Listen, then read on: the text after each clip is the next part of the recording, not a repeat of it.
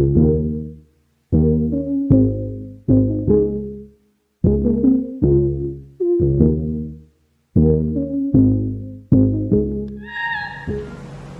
teman-teman yang terkasih dalam Tuhan. Gimana kabar kalian? Semoga semuanya baik-baik aja ya. Walaupun kita sekarang masih pada online, saya yakin tidak ada layar yang tidak menyatukan kita. Saya percaya hadirat Tuhan pasti akan sampai pada saudara sekalian. Sekarang kita mau beribadah kepada Tuhan, kita mau memuji dan memuliakan nama-Nya. Mari kita naikkan pujian kecapan dan Tuhan.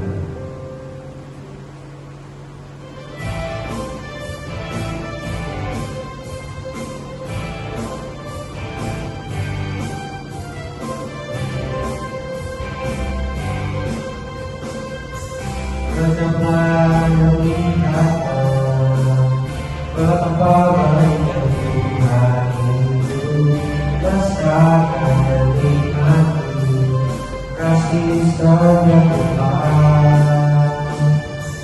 Kecapan yang dikatakan betapa baiknya Tuhan itu, rasakan dan nikmati kasih sayang Tuhan. Syukur bagi Tuhan, selamat hormat bagi Tuhan yang mengasihiku, yang memeliharaku selamanya. Kecapan yang dikatakan betapa baiknya Tuhan itu, rasakan dan nikmati kasih sayang Tuhan. Kecapan yang dikatakan betapa baiknya Tuhan itu, rasakan dan nikmati kasih sayang Tuhan. Syukur bagi Tuhan, segala hormat bagi Tuhan yang mengasihiku, yang memeliharaku selamanya. Syukur bagi Tuhan, segala hormat bagi Tuhan yang mengasihiku, yang memeliharaku selamanya.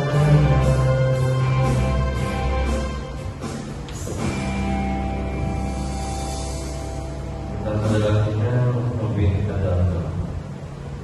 Mari kita berdoa. Tuhan Yesus, kami ucap syukur ya Bapa, karena malam hari ini Kau memberikan kami kesempatan untuk bisa kembali beribadah kepada-Mu. Tuhan, saat ini kami menyiapkan setiap hati kami untuk sungguh-sungguh beribadah kepada-Mu. Tuhan, biarlah Kau yang kiranya hadir di tengah-tengah setiap kami, memimpin ibadah kami dari awal hingga akhir. Terpujilah ya Bapa, nama-Mu, haleluya. Dan kalau kasih, kalau makan, tapi tidak bisa sampai pulang. Tapi kalau sama Tuhan, mau sampai pulang. Bahkan mau ikut sama Dia dan gak bakal menyerah. Sekarang kita mau menyanyikan lagu Jangan Pernah Menyerah untuk menyambut firman Tuhan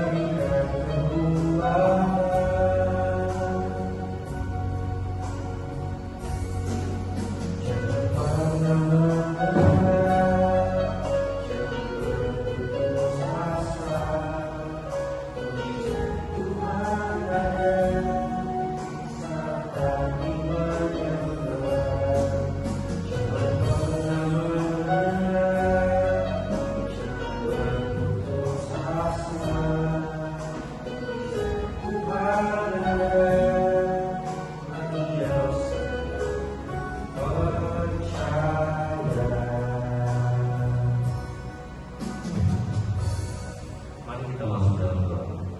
Tuhan, terima kasih karena Engkau Tuhan telah menyertai kami pada hari ini Tuhan. Sekarang Tuhan kami mau mendengarkan firman Tuhan. Tolong Tuhan agar kami dapat mendengar dengan baik. Terima kasih Tuhan dalam nama Tuhan Yesus Kristus. Kami mengucap syukur dan berdoa.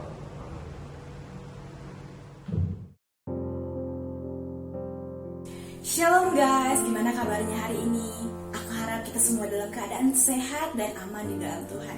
Nah teman-teman, sebelum kita masuk ke dalam firman Tuhan, aku mau tanya satu hal kepada kita semua.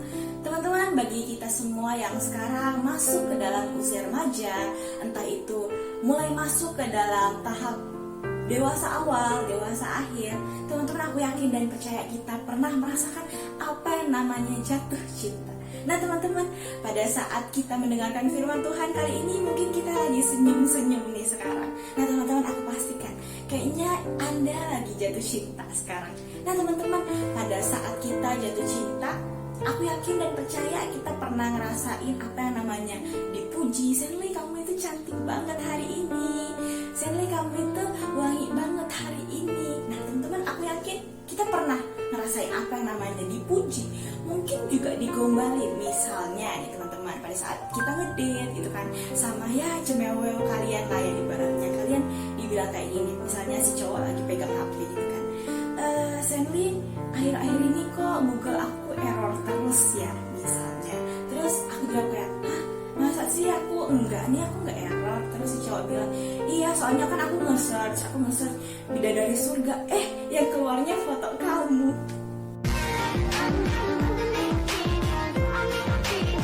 Nah teman-teman, aku yakin kita pada saat dibilang kayak gitu, entah digombalin semacam apapun, kita pasti ngerasa kayaknya, aduh Tuhan, hari ini cerah banget, kayaknya dunia ini nggak ada masalah nih teman-teman, dipenuhi dengan rasa cinta. Nah teman-teman, coba aku mau bayangin, aku misalnya pada saat aku diajak ngedate sama orang itu, pada saat aku diajak makan, pada saat aku dikasih banyak hadiah misalnya, aku mau bayangin dan aku mau kita sama-sama membayangin gitu loh teman-teman. Misalnya pada saat kalian tahu kalian itu sering diajak jalan sama dia, sering dipuji, ada satu momen ketika itu kalian benar-benar punya insting lah gitu.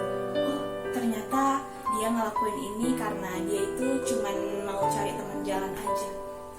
Oh dia puji aku, dia kasih hadiah ke aku cuman karena dia mau, ya ibaratnya jadiin aku partner tugasnya, partner pelayarannya dan lain sebagainya. Intinya teman-teman tahu bahwa apa yang mereka lakukan itu tidak didasari dengan cinta. Teman-teman, apa yang teman-teman rasain? Sakit, pasti sakit banget. Nah teman-teman, selang kita membayangkan dan ikut merasakan, oh ternyata rasanya sakit ya, ketika kita tahu orang itu ternyata melakukan apa aja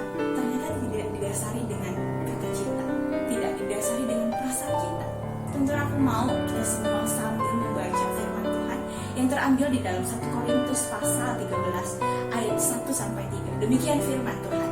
Sekalipun aku dapat berkata-kata dengan semua bahasa manusia dan bahasa malaikat, tetapi jika aku tidak mempunyai kasih, aku sama dengan gong yang berkumandang dan canang yang gemerincing.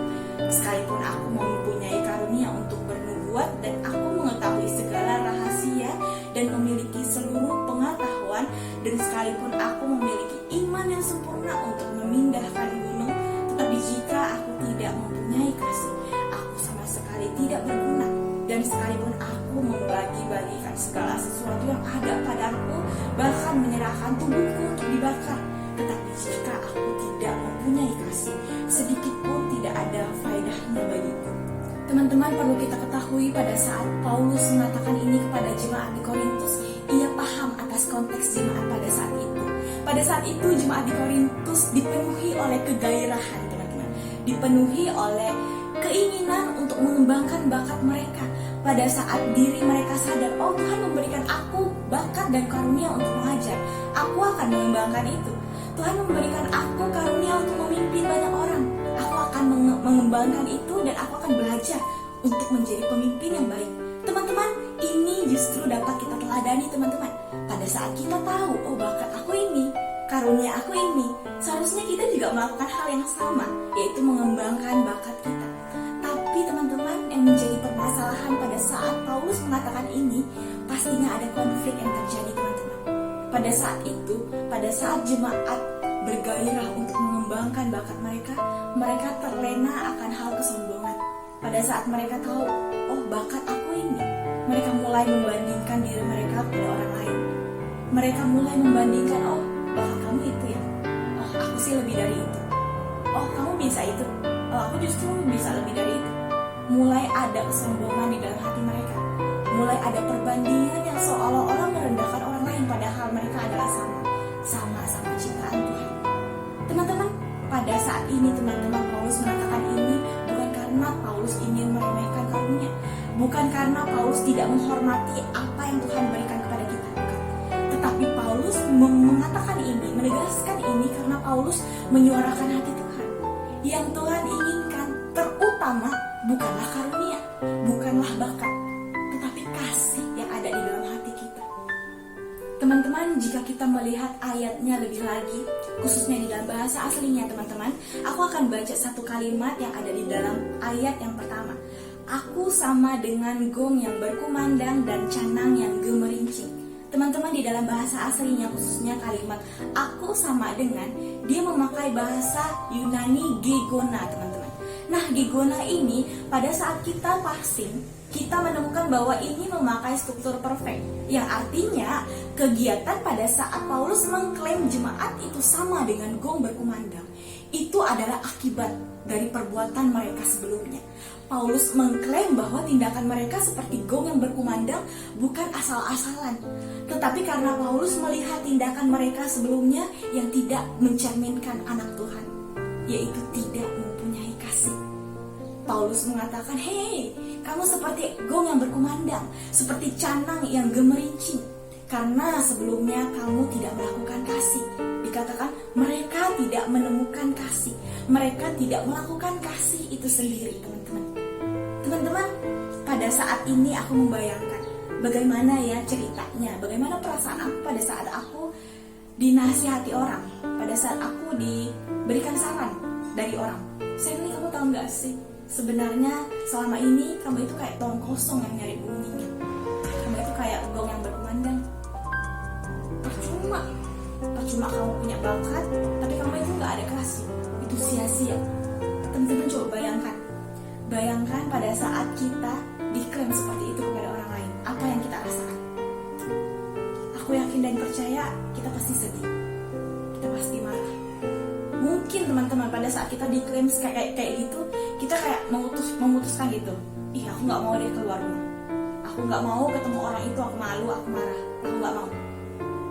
Itu yang ada di dalam hati kita pasti. Ada perasaan sedih, ada perasaan marah, ada perasaan kecewa. Tapi teman-teman, aku mau sama-sama kita membayangkan bagaimana kita melihat hal ini dari sisi positifnya, logikanya, teman-teman. Orang tidak akan mengklaim kita seperti itu pada saat ia tidak melihat perbuatan kita sebelumnya. Pada saat orang mengatakan, "Hei, kamu seperti tong kosong yang nyaring bunyinya." Jika orang itu baik, teman-teman, ia tidak akan melakukan hal seperti itu jika ia tidak melihat tindakan kita yang sebelumnya. Teman-teman, coba kita melihat dari sisi positifnya. Melihat nasihat orang, saran orang, coba kita tuangkan dalam diri kita sendiri. Apa yang harusnya saya perbaiki? Iya, ternyata klaim itu benar. Tindakan aku sebelumnya tidak memiliki kasih. Tindakan aku sebelumnya bukan mencerminkan anak Tuhan. Tindakan aku sebelumnya justru membahayakan aku sendiri. Tuhan tidak punya karakter seperti itu. Tuhan tidak punya karakter tidak mempunyai kasih, sementara aku tidak ada kasih di dalamnya. Teman-teman, singkat cerita, pada saat itu aku pelayanan di gereja. Aku pelayanan melayani Tuhan, dan singkatnya udah selesai, kami break. Ada sesi makan-makan pada saat itu. Teman-teman, pada saat makan, aku udah selesai makan, aku pamit sama Muse sama Semu. Aku bilang mau pulang ya, ini dan sebagainya. Terus Semu sama Muse bilang, "Oh ya Sally, nanti dulu ya pulangnya, ini bawa dulu makanannya soalnya lebih." Terus aku bilang, "Oh nggak usah Semu, tadi soalnya udah makan, kasih aja yang belum." Terus Semu sama Muse bilang, "Oh iya Sally, tadi udah dibagi-bagiin juga. Terus ini emang jatah kamu, bawa aja, nggak apa-apa untuk papa sama mama di rumah. Untuk kamu juga boleh, nanti bawa aja nggak apa-apa, ini lebih soalnya."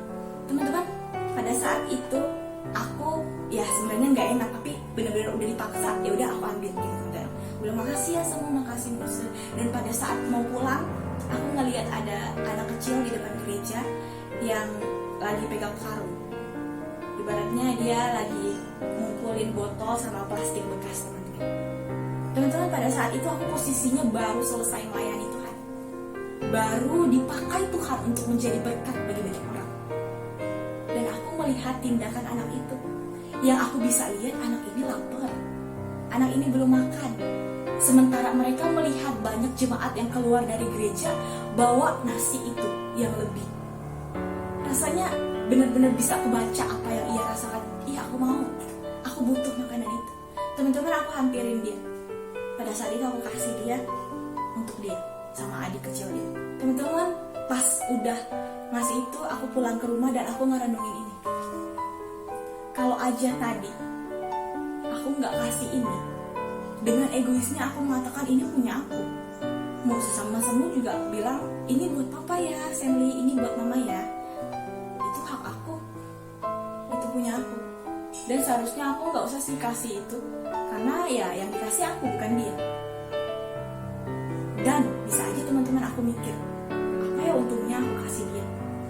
Apa ya untungnya aku memberikan ini kepada dia? Teman-teman, pada saat aku membayangin ini, dan pada saat aku mulai membayangkan, coba aja tadi aku egois dengan diri aku sendiri, aku nggak ngasih itu, mungkin nggak sih teman-teman Tuhan bilang, "Hey Sandy, stop pelayanan kamu. Percuma kamu melayani Tuhan, percuma kamu hebat di mimbar, tapi nggak ada kasih di dalam kamu. Stop, itu nggak ada gunanya." Teman-teman, sama. Ini sama perasaannya pada saat kita tahu pacar kita, teman-teman kita, pasangan kita. Pada saat kita tahu, oh mereka ini memberikan apa yang mereka punya bukan karena kasih, bukan karena cinta. Apa yang kita rasakan, teman-teman? Sakit. Bahkan hebatnya kita bisa bilang, aku nggak butuh hadiah dari kamu, aku nggak butuh kata-kata indah dari kamu, aku nggak butuh apa yang kamu berikan kepada aku, tapi aku cuma butuh cinta loh. Aku cuma butuh kamu itu sayang sama aku. Teman-teman, kalau kita aja sesama manusia bisa merasakan sakit yang luar biasa pada saat kita tahu orang itu tidak mencintai kita, bagaimana perasaan Tuhan pada saat ia melihat ciptaannya tidak mengasihi dia dan tidak mengasihi sesamanya, teman-teman. Kita aja bisa merasakan kesedihan yang hebat pada saat tahu sesama kita tidak mencintai kita, tidak mencintai kita seperti apa yang kita harapkan. Bagaimana perasaan Tuhan pada saat Tuhan melihat anaknya tidak memiliki kasih seperti apa yang ia ajarkan. Teman-teman, itu lebih sakit dari apa yang kita rasakan. Dari sini aku paham, teman-teman. Tuhan mengutamakan kasih. Dan jika kita melihat pasal sebelumnya, ayat-ayat ini mengatakan kalau kasih itu adalah sabar. Kasih itu murah hati. Kasih itu tidak memandang untung.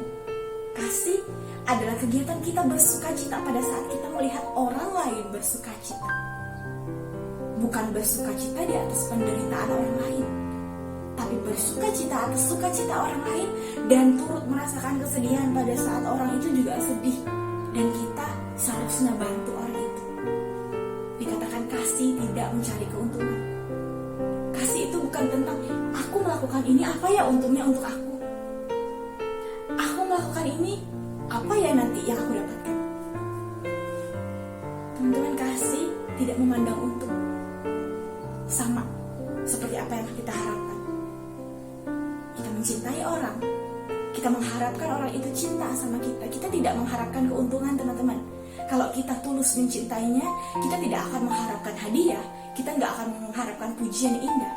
Tapi kita cuma mau dia mencintai, dia mengasihi kita. Sama, teman-teman, seperti apa yang Tuhan Yesus ajarkan.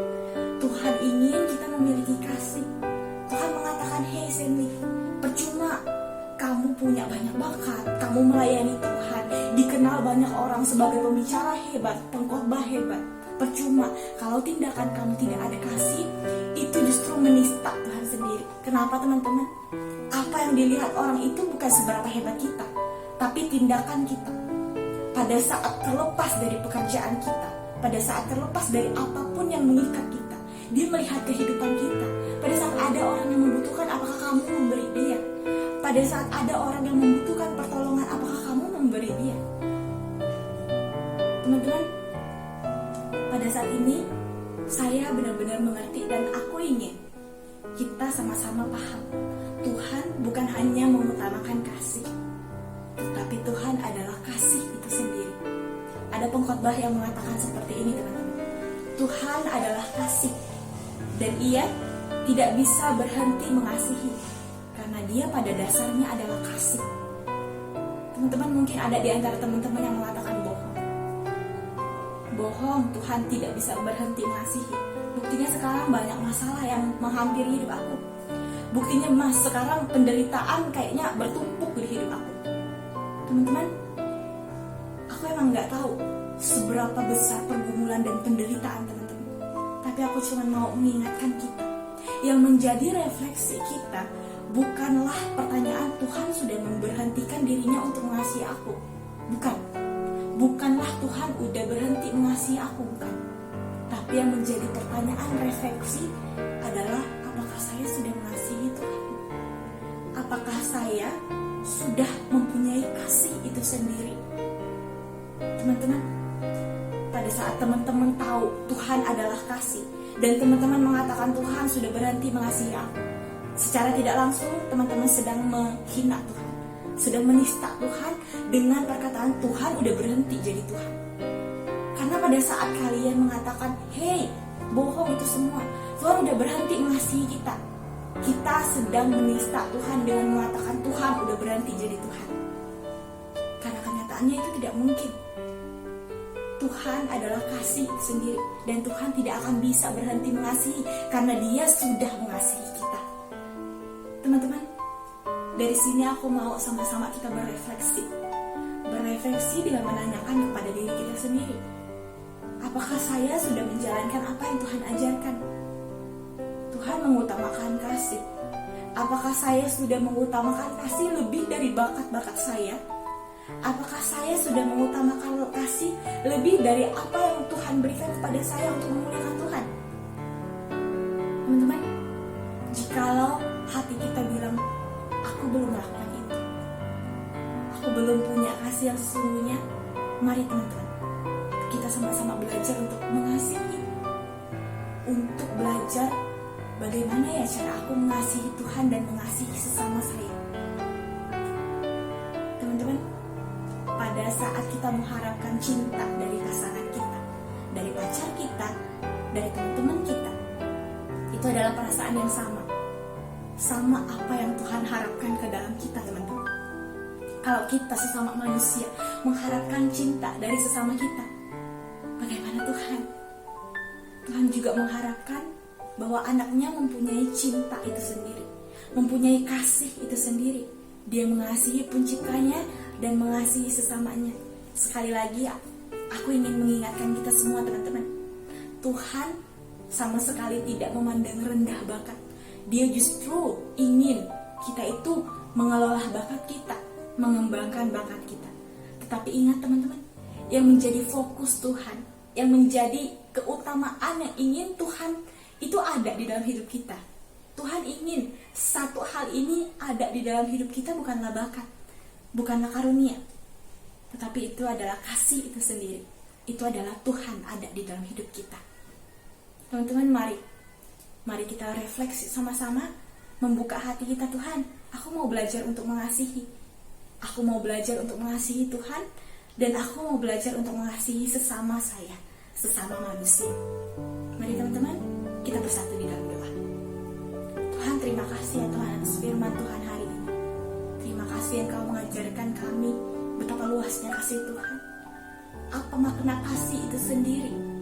Kasih adalah tentang kesabaran, kemurahan, tidak memandang untung Tuhan, bahkan bersuka cita di atas sukacita orang lain, dan ikut turut merasakan kesedihan dan membantu mereka. Tuhan, kami tahu ini adalah persoalan yang sulit, tapi kami mau membuka diri kami untuk belajar bagaimana kami belajar mengasihi sama seperti Tuhan sudah mengasihi kami. Ajar kami Tuhan untuk mengasihi Tuhan dan mengasihi sesama kami. Ajar kami untuk tidak menanyakan kepada diri kami apa untungnya, tetapi berefleksi bagaimana Tuhan benar-benar mengajarkan kami untuk punya kasih itu sendiri, sama seperti Tuhan, yaitu kasih. Terima kasih Tuhan. Biarlah ini menjadi peringatan dan ingatan akan kami Tuhan. Biarlah kami terus belajar untuk mengasihi orang lain. Terima kasih. Di dalam nama Tuhan Yesus kami sudah berdoa dan mengucap syukur. Amin. Tuhan Yesus memberkati. Kita bersama-sama mendengarkan firman Tuhan. Banyak hal yang dapat kita pelajari pada hari ini. Kita boleh belajar apa itu kasih. Kasih itu sabar, kasih itu murah hati, dan dia tidak memegahkan dirinya sendiri. Kasih itu tulus apa adanya. Dari firman ini kita ditegur dalam kehidupan kita. Terlalu banyak hal kita mengecewakan Tuhan. Kita menolak apa yang Tuhan inginkan dari kita. Tapi apa balasan Tuhan untuk kita? Tuhan tidak pernah mengecewakan kita. Tuhan terus mengubah kita semakin serupa dengan Dia. Marilah kita teman-teman buka hati kita untuk tidak bersikap ego, untuk tidak memegahkan diri kita sendiri, tapi kita mau merendahkan diri di hadapan Tuhan. Dengan kita mengasihi sesama kita, berarti kita sudah menggunakan nama Tuhan dan mengasihi Dia. Dan satu hal lagi teman-teman, seperti yang ada pada awal video, kalau makan mungkin gak bisa sampai ke tulang, tapi teman-teman kalau sama Tuhan, jangan sama kamu dulu, sama Tuhan dulu teman-teman. Kita mau sampai ke tulang, bahkan kita harus mengasihi Dia dan ikut sama Dia sampai selama-lamanya. Tuhan Yesus memberkati. Dadah.